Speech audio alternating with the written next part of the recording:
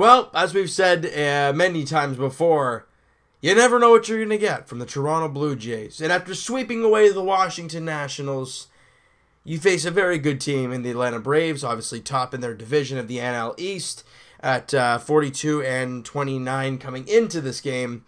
And they crushed the Toronto Blue Jays 11-4. Excuse me.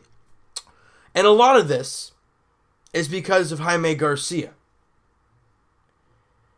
He has a pretty clean first inning, and we're like, okay, that's great to see. Maybe he's going to have a good outing. Second inning, things go wrong. Teoscar Hernandez makes a tough play in the outfield, not a great judgment on a ball. It was a line drive at him. It bounces and goes over his head, so instead of a single, it's a double, but it's okay. I think there was 2 out at the time, so you're good. No. Garcia walks the next batter.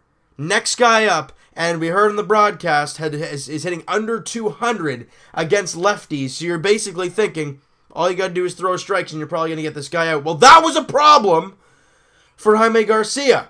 Walks him on 4 pitches. Now the bases are loaded. And oh boy, I mean, Camargo comes up, young guy, as most of the Braves are, and rips a grand slam. So, after the misplay in the outfield, your pitcher is supposed to pick your guy up. He's supposed to pick him up and just help him get out of it. No, you walk 2 guys and you give up a grand slam. Now, it's tough to say whether if he held him at first base or not. Would it have changed the inning? It's hard to say. But all I know is that Garcia lost the strike zone, and when he found it, it was a meatball over the middle of the plate that was not coming back. And you're down 4-0 in the second inning. Now the Jays get a run back, though, as Randall Grichuk gets a double to lead off the second inning. A couple batters later, Luke Maile hits an RBI ground out to Dansby Swanson at shortstop. And it's a 4-1 game. Okay, well, let's kind of crawl back into this. Top of the fourth, Charlie Culberson. Yeah, that name is fun to say, but he had one heck of a game defensively. We'll get to him in a second. He crushes a 2-1 pitch from Jaime Garcia, and that's it for his game. Yeah, that's it. I think he gave up another couple singles, and he was out of the ball game. But I'm going to go back here to the first inning because I totally forgot to mention it. The Jays had 2 on and 2 out for Kevin Pillar in the first inning, and he rips a ball, and I'm thinking it's either a gap shot over the left fielder's head or out of the yard. Instead, Culberson runs it down, makes the play, and then crashes into the wall. Now, he's okay. That's obviously the main thing. But imagine if that ball drops in, 2-run score, and instead of being a 0-0 game going into the top of the second, where they do most of their damage to start the game, instead of being a tie game, you're up 2-0, and it could have changed the whole complexity, but it didn't, and you're down 4-0, and 4-1, then 5-1, but then Luke Maile singles to center field, scoring Kevin Pillar in the bottom of the 4th inning, making it a 5-2 game, so cutting it down to 3 runs once again. But the Atlanta Braves, they come to swing once again. Ender Inciarte, I don't know, Edgar Renteria, I think that was what I was thinking of. Ender Inciarte doubles to right field, Markakis and Suzuki come in to score. Camargo singles to center, Inciarte comes in to score, and they're just racking it up at this point. But then in the bottom of the 5th, however, the Jays start a little bit of a rally. Solarte hits a 2-run ground rule double, and it's an 8-4 game, and we're like, okay, we're right back in this. We need to get some runs now.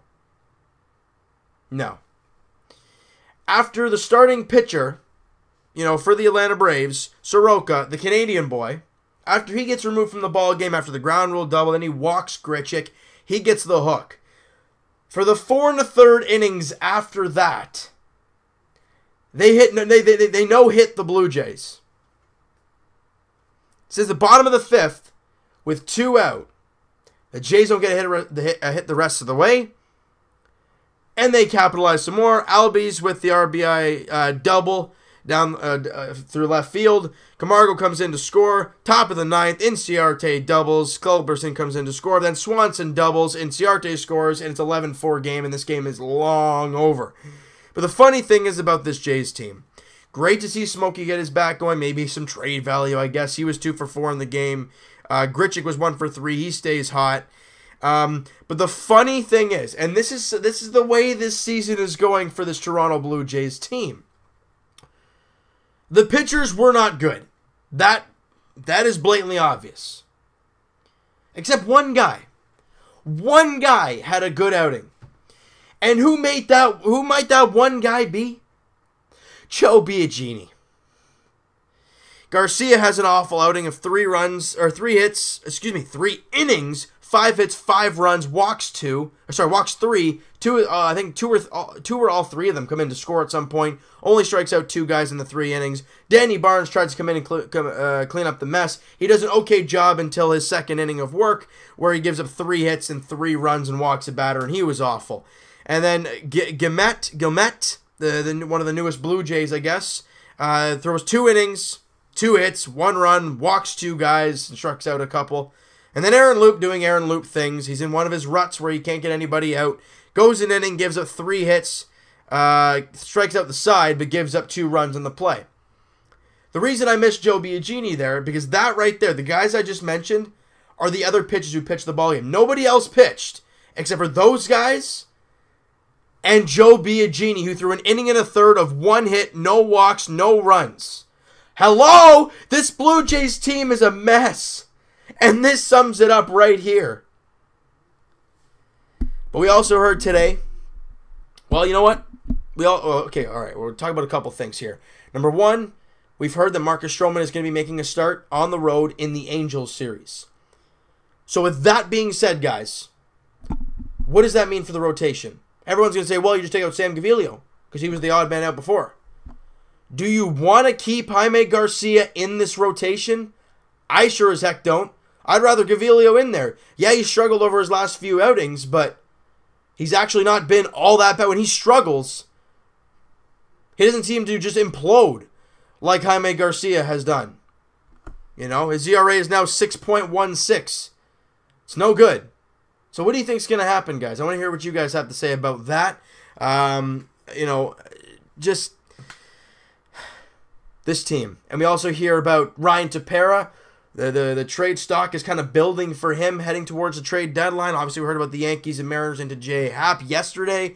So, guys, I think Tank Nation's in full effect, everybody. I know we don't want to see our team lose. But we're, 13 games out of the wild card spot? And it's just past mid-June? That's why they're shopping guys now. So they have value. J.A. Happ and Ryan Tepera have great value right now.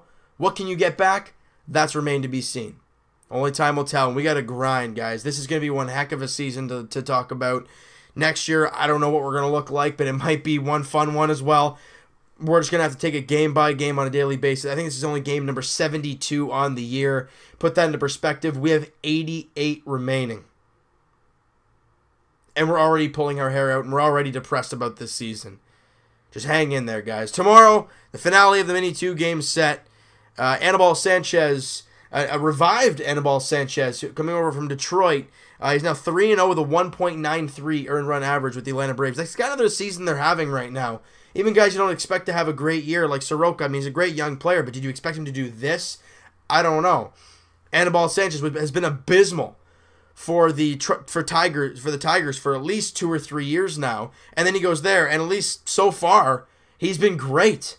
3-0 with a sub-2 ERA. Now, I know he's only thrown 37 innings, but come on. He's been great. And for the Jays, they counter with possible trade chip, J.A. Happ. So if you're cheering for the trade deadline and cheering for getting something back for Jay, you cheer for him, but you cheer for a Jays loss. It's so hard. I can't do that. I really can't. I want to see these guys win. They can split the series tomorrow. Tomorrow's a 12:37 first pitch. Not a 1:07, no pregame at 12:30. The game starts, first pitch is at 12:37 at the Rogers Center. All right, so you know what, guys? That is going to do it for this one. You guys enjoyed this video, and you guys didn't enjoy the game today. Hit that like button. I do appreciate that. And the subscribe button if you guys have not already. Comment down below, guys. What'd you think?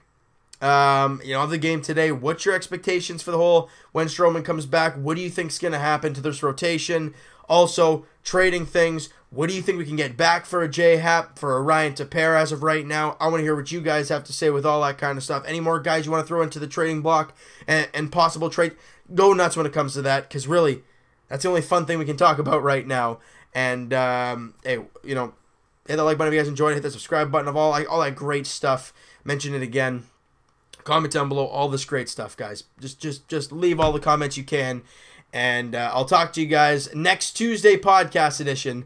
Links in the description for the podcast channel. Today's podcast was uploaded, so link is in the description for that. And the iTunes link is down there for that same podcast, all right?